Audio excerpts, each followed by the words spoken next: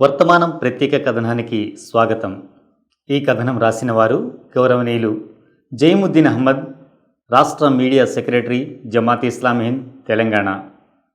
వీక్షకులారా, మే 31న Hyderabad miss world 2025 పోటీలకు ఆతిథ్యం ఇవ్వబోతుందనే వార్త మీరు వినే ఉంటారు.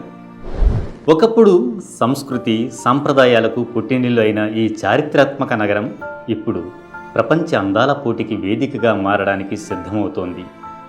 సమాజంలోని అనేక వర్గాలు ఈ కార్యక్రమాన్ని గర్వంగా చెప్పుకోవడమే కాదు, ప్రచారం కూడా చేస్తున్నాయి. కానీ ఈ కథనం చదివిన తర్వాత మీరే నిర్ణయించుకోవాలి, ఇది నిజంగా మనకు గర్వకారణమా లేదా ఆందోళనకు ప్రతిబింబమా? ఇది ఆత్మ పరిశీలనకు, సంస్కరణకు సమయం కాదా?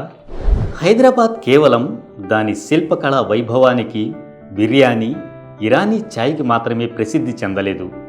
ఈ నగరం శతాబ్దాల నాటి గొప్పతనం, మర్యాద, ఉన్నతమైన మానవ విలువలకు కూడా ప్రసిద్ధి చెందింది. ఈ నగర వీధులు ఒకప్పుడు మత పండితుల శోభతో వెలిగిపోయాయి. అక్కడి గాలి మేధావుల ప్రసంగాలతో పరిమళించింది. మర్యాదను ఆభరణంగా భావించే ఈ హైదరాబాదులో ఇప్పుడు మిస్ వరల్డ్ 2025 జరగబోతోంది.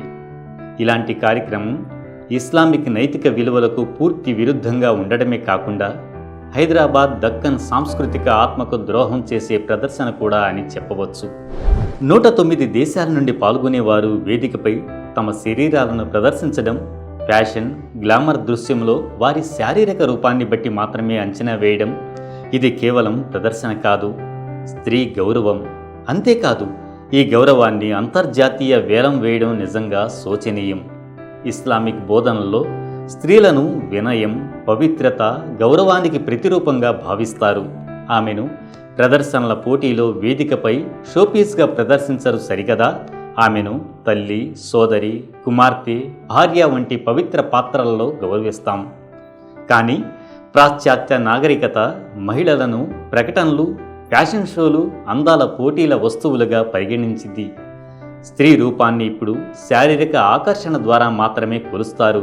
ఇది యువతరాల హృదయాలను, మనస్సులను ప్రభావితం చేసే వర ప్రమాణాన్ని మాత్రమే సృష్టిస్తోంది.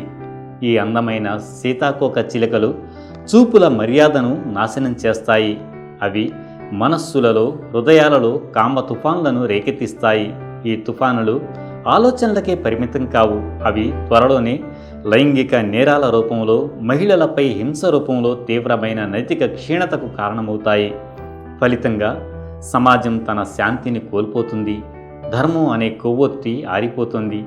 అందాల పోటీల్లో స్త్రీ శరీర ప్రదర్శన, తద్వారా లభించే ఈ అంతర్జాతీయ కీర్తిని మన యువతులు చూసినప్పుడు వారు కూడా ఈ ప్రమాణాలకు లొంగిపోవడం ద్వారానే విజయం, పేరు ప్రఖ్యాతులు సాధించగలమని నమ్మడం ప్రారంభిస్తారు. వారు నా శరీరం, నా ఎంపిక వంటి నినాదాలను ఇవ్వడం ప్రారంభిస్తారు. మరియు ఒకప్పుడు వారి గౌరవాన్ని కాపాడిన మర్యాద ముసుగును కూడా కూల్చివేస్తారు. దీంతో కుటుంబ జీవితం పునాదులు కదలడం ప్రారంభిస్తాయి. సామాజిక విలువలు కూలిపోతాయి. తరువాతి తరం నైతిక సమతుల్యత విచ్ఛిన్నమవుతుంది. కాబట్టి మిమ్మల్ని మీరు ఇలా ప్రశ్నించుకోండి, నిజంగా ప్రశంసనీయమైన మహిళ ఎవరు? శారీరక ప్రదర్శన ద్వారా ప్రశంసలు పొందే వ్యక్తి లేదా వ్యక్తిత్వం, జ్ఞానం, మర్యాద, గౌరవం నిండిన వ్యక్తి, లేక తన కుటుంబాన్ని, తన సమాజాన్ని, తన విశ్వాసాన్ని ఉన్నత స్థానంలో నిలుపుకున్న వ్యక్తి అనేది మనం నిర్ణయించుకోవాలి. గుర్తుంచుకో, స్త్రీ అంటే అలంకరించుకోవలసిన వస్తువు కాదు. ఆమె మర్యాద, గౌరవానికి ప్రతిరూపం. గౌరవాన్ని మోసే వ్యక్తి న్యాయమైన సమాజానికి పునాది. ఆమె నిజమైన పాత్ర కుటుంబ సంబంధాల పవిత్రతలో ఉంది. ప్రేమగల తల్లిగా, అమాయక కుమార్తెగా, నమ్మకమైన సోదరిగా, అంకిత భావంతో కూడిన భార్యగా ఉండాలి తప్ప బ్యూటీ ర్యాంపై ఒక ప్రదర్శనగా లేదా వాణిజ్య ప్రకటనలో ఒక ప్రదర్శనగా కాదు. మనం కేవలం ప్రేక్షకులుగా మిగిలిపోతామా? అర్థం చేసుకోండి, ఇది కేవలం అందాల పోటీ కాదు. ఇది నాగరికతల ఘర్షణ, వినోదం ముసుగులో ఉన్న సాంస్కృతిక దండయాత్ర. నేడు మనం మౌనంగా ఉంటే రేపు మన గోడలు కూలిపోతాయి, మన పిల్లలు కలలు చెదిరిపోతాయి, మనస్సాక్షి నశించిపోతుంది. సోషల్ మీడియాలో వ్యాఖ్యలతో మాత్రమే కాకుండా మేధో, మత, విద్య, సాంస్కృతిక స్థాయిలలో వ్యవస్థీకృత ప్రతిఘటన ద్వారా ప్రతిస్పందించాల్సిన సమయం ఇది. ఈ అనైతిక తుఫానుకు వ్యతిరేకంగా మనం మన స్వరాన్ని పెంచాలి.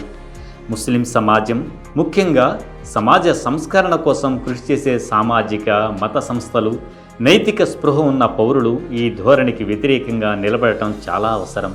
మనం ప్రతి వేదిక పైన మన గళాన్ని వినిపించాలి. డిజిటల్గా మాత్రమే కాకుండా విద్యాపరంగా, సాంస్కృతికంగా కూడా ప్రతి వేదికపై మనం మన గళాన్ని వినిపించాలి. ఈ సైద్ధాంతిక దాడికి స్పష్టంగా, తార్కికంగా సమాధానం ఇవ్వాలి. ధన్యవాదాలు.